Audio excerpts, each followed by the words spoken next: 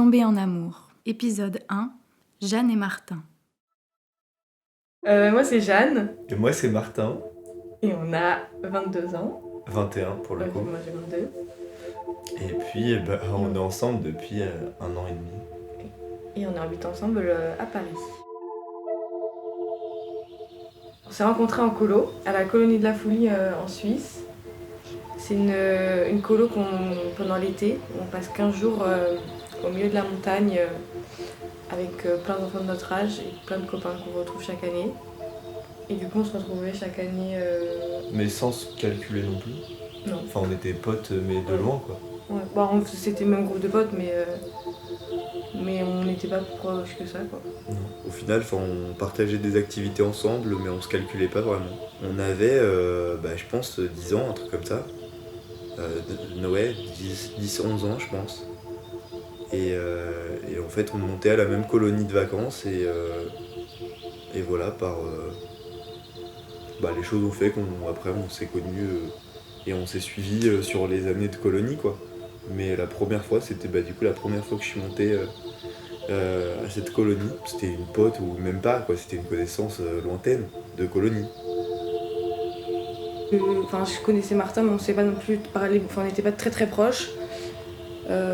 On se voyait au réfectoire, on faisait des jeux ensemble mais on n'était pas très proches à cette époque-là. Donc on s'est suivis instinctivement.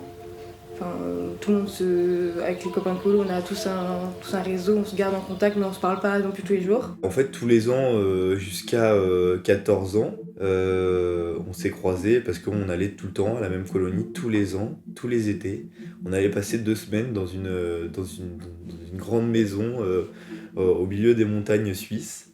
Et au final, après, forcément, on se revoit chaque année, donc on a des liens un peu plus forts chaque année, et puis on est content de se retrouver, mais avec Jeanne, c'était pas du tout... c'était une pote de colonie, voilà. En gros, Jeanne faisait partie du groupe des filles, et dans les filles, il y avait une fille que moi j'aimais bien, et elle m'aimait bien jusqu'à un certain temps, et puis voilà, après... en fait, j'étais plus concentré sur la fille que j'aimais bien que sur Jeanne, quoi. Donc Jeanne, c'était une pote de loin. Moi, mon objectif à chaque fois que j'allais voir les filles, c'était pas de parler à Jeanne. Moi, c'était personne. Je venais l'été pour passer du temps avec mes copines et... Mais ça, tu vois, je suis trop vénère. C'était le seul kiff. Ça, je suis trop vénère. Que je t'ai pas repéré ? Moi, je pensais à m'a repéré. Je sais pas. Quand on avait 10 ans, moi, je m'en foutais des gars. Hein. Oui, mais attends, t'avais un mannequin international devant moi. Ah. Avec Jeanne, on s'est perdu de vue, en fait, à partir du moment où on a passé l'âge de monter en tant qu'enfant à la colonie.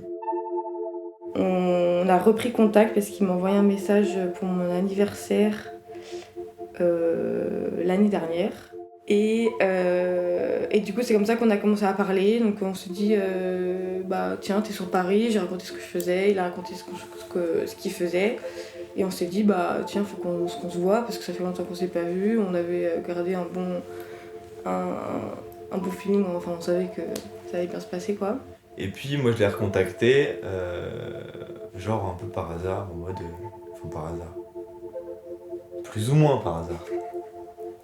Mais parce que j'avais envie de te revoir et j'avais envie de savoir. Puis on savait, sur les réseaux sociaux, on savait on se suivait un peu notre vie. Ouais, on savait qu'on était dans la même ville. Ouais. Mais sans aucune idée de ce que ça pouvait faire, quoi. J'avais un hyper bon souvenir d'elle et j'avais grave envie de la voir pour partager, pour savoir ce qu'elle était devenue, ce qu'elle avait fait tout ce temps. Mais sans ambition particulière au moment où je me dis ça peut être cool de reprendre contact avec elle étant donné qu'on est dans la même ville quoi. Et du coup je décide un jour de lui envoyer un message parce que je suis persuadé à 1000% que c'est son anniversaire. Et donc je lui envoie un message d'anniversaire, mais je lui envoie un message d'anniversaire le lendemain de son vrai anniversaire. Et genre je sais pas pourquoi, mais genre, j'en parlais à mes potes et tout, avec qui, du coup, j'ai fait la colonie, qui connaissaient Jeanne aussi, mais d'il y a longtemps. Enfin, de quand on était enfant. Et je disais à mes potes, putain, est-ce que je lui envoie un message ou c'est trop bizarre, en mode comment elle va, mais en même temps joyeux anniversaire. Bah, en fait, je sais pas pourquoi. Parce que moi, je me pose pas de questions, tu vois, quand j'envoie un message, j'envoie mon message, je m'en fous. Enfin, voilà, j'ai pas de problème avec ça. Mais avec Jeanne, je sais pas, genre, je disais à mes potes, putain, est-ce que je lui envoie? Enfin, c'est bizarre, non, de revenir comme ça. Voilà, et ça peut paraître propos cachés, genre en mode, j'ai envie qu'on se voit, on est dans la même ville, y a un truc. Alors que vraiment, le fond du truc, c'était que j'avais envie de reprendre contact avec elle pour juste se voir et voir ce qu'elle était devenue, quoi. Et du coup, je lui ai envoyé un message, elle m'a répondu, un peu tardivement. Du coup, mais je sais pas pourquoi, j'étais un peu, pas stressé, mais j'étais en mode, mais pourquoi elle me répond pas, c'est trop bizarre et tout. Et du coup, voilà, donc elle m'a répondu et puis on s'est vu. Et puis on s'est retrouvés, quoi. Moi j'étais surprise parce que c'était le lendemain de mon anniversaire. Donc j'avais plein de messages, j'avais répondu à tous mes messages d'anniversaire sur Instagram. Et j'ai vu parmi tous ces messages Martin que j'avais pas vu pas parlé depuis longtemps. J'étais surprise, agréablement surprise parce que ça faisait longtemps qu'on s'était pas parlé. Donc je me suis dit du coup je lui ai répondu. Mais surtout que je te souhaitais genre joyeux anniversaire, après on a commencé à échanger genre comment ça va et tout. Puis c'était un joyeux anniversaire, mais d'habitude les années d'avant tu me souhaitais pas joyeux anniversaire. Du tout. Il y a des gens que je parle juste pour mon anniversaire, ils me souhaitent l'anniversaire et je leur parle pas de l'année quoi. Donc on a parlé quelques jours. Et après on s'est vu chez lui. Je suis allée chez lui un soir, c'était un samedi je crois. Il pleuvait. On est allé faire des courses après en bas de chez lui, donc on s'est rejoint près du Carrefour City en bas de chez lui. Et du coup on allait faire nos petites courses, on a fait un petit apéro. Et on a commandé aussi Uber Eats pour manger. Donc en vrai on a discuté, quand je suis allée là-bas, c'était genre pour découvrir revoir un pote de colo que j'avais pas vu depuis longtemps, donc c'était chill, j'y allais sans appréhension, sans objectif, c'était chill quoi. Je savais que Martin c'était quelqu'un de très bonne vibes, je savais qu'on allait rigoler, que ça allait pas être genre gênant de se voir, je savais qu'on allait avoir des trucs à dire. Martin c'est pas quelqu'un de réservé qui a la langue dans sa poche, donc je savais que ça allait être fluide et que ça allait pas être gênant quoi. Parce que si c'était un pote que je savais qu'il était timide, je sais pas si je serais allée, j'aurais pas eu ce bon feeling. Je suis venue chez lui le samedi soir et en fait on s'est revus tous les autres soirs de la semaine qui est venue. Et après en fait on avait tout le temps envie de se voir le soir, donc à chaque fois je venais chez lui, parce que moi j'étais en coloc donc j'allais plutôt chez lui, qui lui habitait tout seul. Et donc ça se passait trop bien, on s'entendait trop bien, on rigolait et tout, donc on avait envie de continuer de se voir et de continuer ce truc qu'on avait commencé à... Mais au début, le premier soir, on s'est quand même... il s'est passé des choses.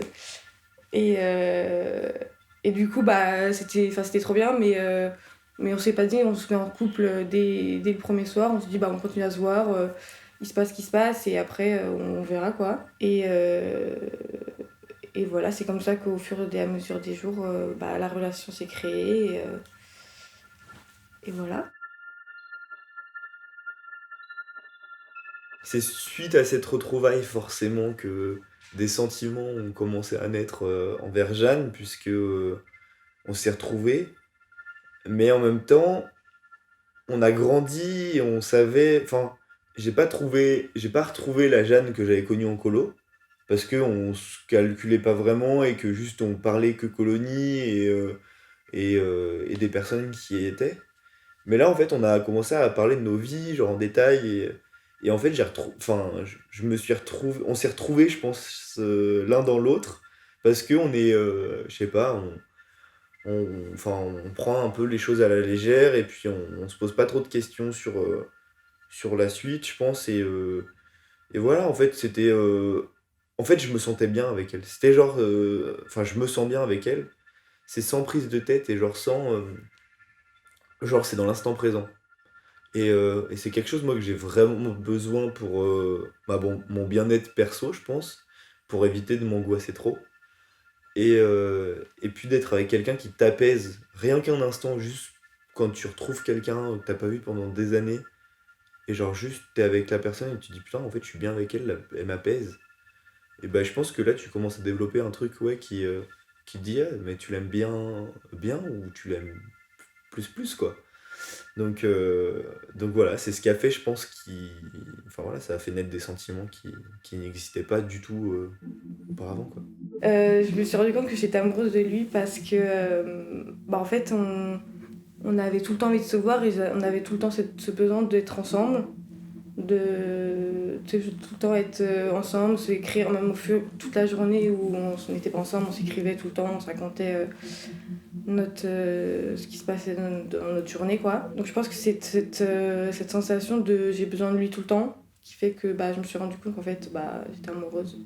C'est cette complicité qu'on a eue directement, qu'on rigolait tout le temps, qui fait que je me suis dit ouais, c'est ce feeling qu'on ressent qui est arrivé direct, quoi. Ce qui m'a le plus, en fait, surpris, c'est de me sentir aussi bien avec une personne que j'avais pas vue depuis hyper longtemps. Et de se sentir bien avec... Voilà, t'es à Paris, tu prends un travail que... Voilà, c'est une toute nouvelle vie.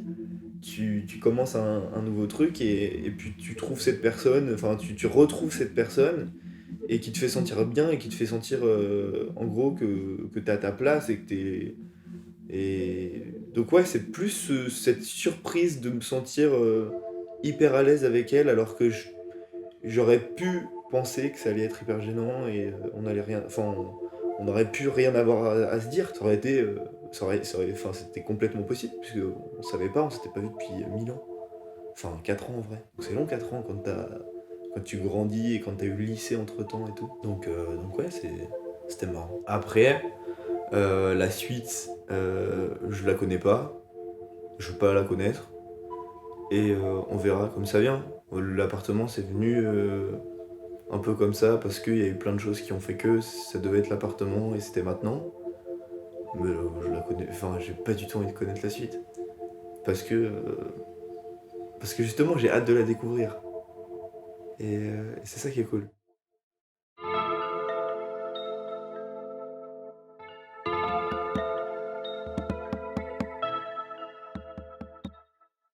Tomber en amour, un podcast réalisé par Maxime Hervouet, montage et mixage par Baptiste Hervouet.